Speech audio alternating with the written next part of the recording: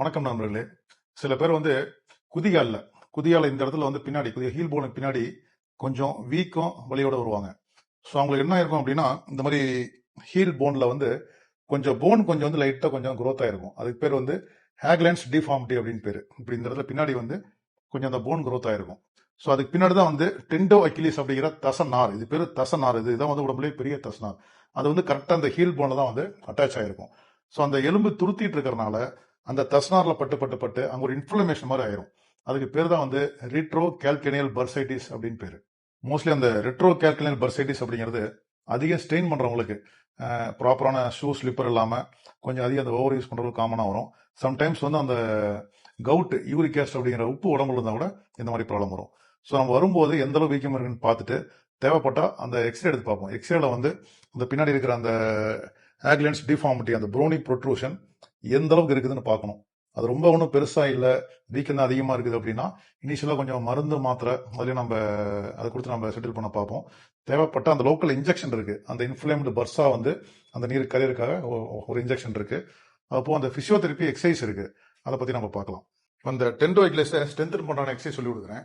இப்படி செவத்துல நின்றுட்டு ஹீலை ரைஸ் பண்ணி ஒரு 5 செகண்ட்ஸ் அப்படியே வச்சுட்டு அந்த மாதிரி இறக்கணும். இதை ஒரு 10 டைம்ஸ் பண்ணலாம்.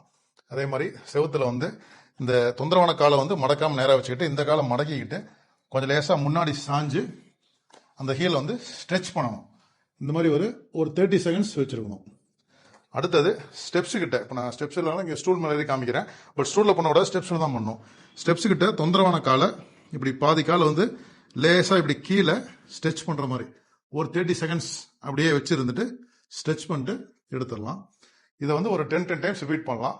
அதே மாதிரி டவல் ஸ்ட்ரெச்சுங்கிறது நீ உட்கார்ந்து இருக்கும்போது இந்த மாதிரி டவல் தொந்தரவான காலில் மாட்டிக்கிட்டு முட்டியை மடக்காம அந்த டவலை இழுத்து ஒரு 10 வரைக்கும் வச்சிருக்கணும், அப்புறம் ஃப்ரீ பண்ணிக்கலாம். இழுத்து ஒரு 10 வரைக்கும் வச்சிருக்கணும், அப்புறம் ஃப்ரீ பண்ணிக்கலாம். ஸோ இது மாதிரி பண்ணிக்கணும்.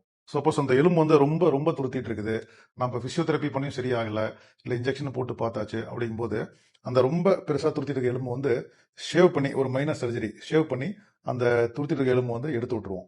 நம்ம அப்படி பண்ணாம விட்டா என்ன ஆகும்னா, நாளடைவில் அந்த தசனார் இதுல பட்டு பட்டு பட்டு அந்த தசனார் அப்படியே புண்ணாக ஆரம்பிக்கும்.